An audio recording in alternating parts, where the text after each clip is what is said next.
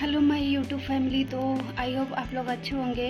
तो ये मेरी आर्ट फ्री क्लास का डे 10 वीडियो है। और जैसा कि मैंने प्रॉमिस किया था कि मैं 10 डेज़ का फ्री आर्ट क्लास लेके आऊँगी, और मैंने ये प्रॉमिस पूरा भी किया।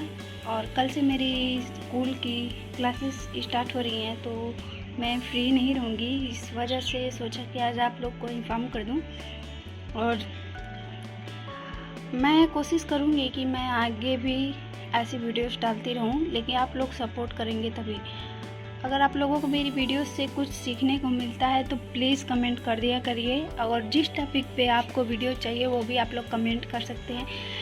मैंने इस फ्री आर्ट क्लास में आप लोगों को बेसिक से लाइन से लेकर के सर्कल और बेसिक शेप्स, ये सारी चीज़ें ड्रा करने को सिखाई हैं। अगर आप बिगिनर हैं तो आपके लिए हेल्पफुल ज़रूर रही होगी।